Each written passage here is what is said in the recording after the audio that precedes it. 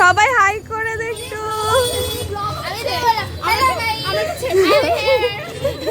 কেমন লাগছে গাইস কমেন্টে লেখো। খাওয়া না এটা কি মেয়ে বলে খারাপ ছিল আর এইমাত্র ক্যামেরা দেখে হেসে ফেলেছে। তো ফ্রেন্ডস, সবাইকে হ্যাপি সরস্বতী পুজো। সবার পুজো অনেক ভালো কাটুক। আর আজকে হচ্ছে গিয়ে ভ্যালেন্টাইন ডে আর ব্ল্যাক ডে। তো সকাল সকাল স্নান টান করে রেডি হয়ে অঞ্জলি দিয়ে তারপরে আমি বেরিয়েছি। আর আজকে সকালের দিকে আমি কিন্তু আমার হাজব্যান্ডের সঙ্গে বেরোইনি, আমি আমার বোনের সাথে বেরিয়েছি। আর বোনের বান্ধবীরা আছে। আর ভিডিওর শুরুতেই যাদেরকে তোমরা দেখলে তারা হচ্ছে বোনের বান্ধবী। ওখানে আমার বান্ধবী ছিল না, আমার বান্ধবী অনেকটা দূরে থাকে, ও আসতে পারেনি। বাট আমি বোনদের সঙ্গে ঘুরেও অনেক মজা লাগছে, দারুণ এনজয় করছি। আর তোমাদেরকে এটাই বলবো যে আমার পুরো ভিডিওটা তোমরা দেখো স্কিপ না করে। আর এখন আমরা কোথায় আছি বলো তো? এখন আমরা নবদ্বীপের বকুলতলা উচ্চ বিদ্যালয়ে আছি। আর এখানে যে থিমটা করেছে সেটা হচ্ছে পুরোনো দিনের সিনেমা জগৎ। আর এই জিনিসটা আমার মনে হয় কি যে আমি যদি সন্ধেবেলায় আসতাম তাহলে ভালো বোঝানো যেত বা আমি নিজেও বুঝতে পারতাম। তো যাই হোক, আমি এখন যেটুকু আর কি দেখাতে পারলাম, দেখানোর চেষ্টা করলাম। আমি যদি সন্ধেবেলায় আসি তাহলে অবশ্যই তোমাদের সঙ্গে শেয়ার করবো।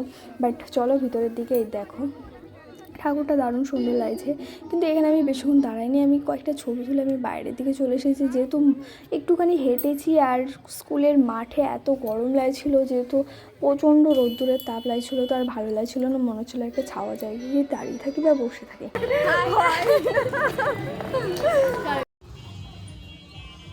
তো রাস্তায় সবার সঙ্গে দারুণ মজা লাগছে। আর এখন আমরা আছি তারাশঙ্কর স্কুলের এদিকটা। তো এই পাশে যে প্যান্ডেলটা, এখানেও ঠাকুরটা দেখতে ঢুকলাম না আর কি, ভাবলাম আসার সময় ঢুকবো। বাট আসার সময় আমরা ঢুকিনি, বাইরে থেকে কয়েকটা ছবি তুলে চলে গেছি। আর এখন স্কুলের ভিতরে চলে এসেছি। আর এই দেখো, স্কুলের ভিতরে এসে আমার এই জিনিসটা আগে চোখে পড়েছে। আর এটা আমার দারুণ সুন্দর লেগেছে, সত্যি ভীষণ সুন্দর করেছে যে এটা করেছে আর কি, দারুণ সুন্দর করেছে। তো যাই হোক, আমরা যেই টাইমটা বেরিয়েছি সেই টাইমটা দেখছিলাম স্কুল কলেজগুলোতে আর কি পুজো হচ্ছে। মানে যেহেতু বাড়ির পুজোগুলো আমার মনে অনেক সকালে হয়ে যায়, আর স্কুল বা কলেজের এইসব পুজোগুলো অনেকটা লেটে হয়, তো ভালোই হয়েছে। তো যাই হোক, আমি বোনকে বলছিলাম দেখ এটা দারুণ সুন্দর করেছে, একদম মানে জল জল করছে, দারুণ সুন্দর যাকে বলে। মানে এটার প্রশংসা আমি কতবার করলাম বলো তো, মানে এটা আমার এতটা ভালো লেগেছে।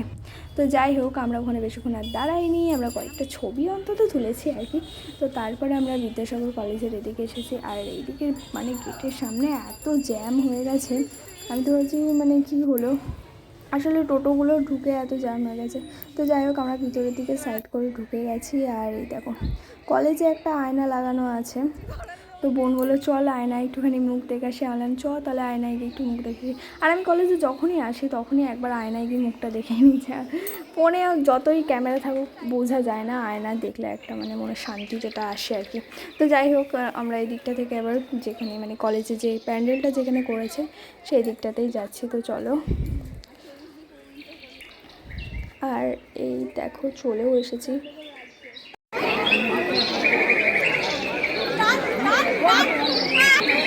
আমি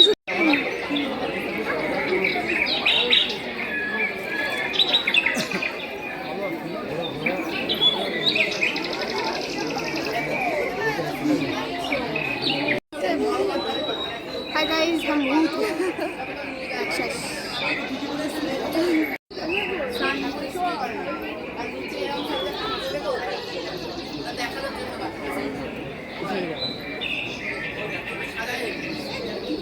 কলেজের ঠাকুরটাও দারুণ সুন্দর হয়েছে। আর কলেজে এসে আমি অনেকটাক্ষণই সময় কাটালাম আর কি।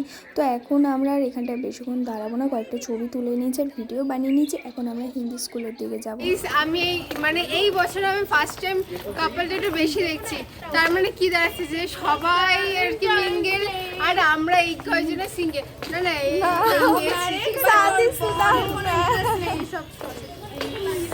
বাট আমরা সিঙ্গেল আর সবাই দেখছি মিঙ্গেল। মিঙ্গেলের সংখ্যাটা বেশি বেড়ে গেছে আমাদের জন্য। মানে কেউ একজন ওই যে চলন্ত বাইকে ফুটন্ত মামনি, উড়ন্ত মামনি, উড়ন্ত উড়ো না ফুটন্ত, উড়ন্ত বাইকে ফুটন্ত মামনি। তো রাস্তা দিয়ে বকবক করতে করতে যা আসছি, তো মনে হলো খুব তাড়াতাড়ি চলে এলাম হিন্দি স্কুলের দিকটায় হাঁটতে। তো চলো ভিতর দিকটা যাই। আর দেখো প্যান্ডেলটা দারুণ সুন্দর করেছে। আর সব থেকে যেটা আমার বেশি সুন্দর লেগেছে সেটা হচ্ছে গিয়ে এই যে এটা কার হাতের কাজ আমি জানি না, খুবই সুন্দর করেছে, দারুণ সুন্দর করেছে যাকে বলে। তো যাই হোক, তো পুরো দেখো, পুরো ভিউটা তোমাদেরকে একবার দেখায়। আর আমি ভিতরের দিকটা আর যাইনি, আমার প্রচণ্ড পায়ে ব্যথা করছিলো, সেজন্য আমি তোমাদেরকে ঠাকুরটা আর দেখাতে পারলাম না।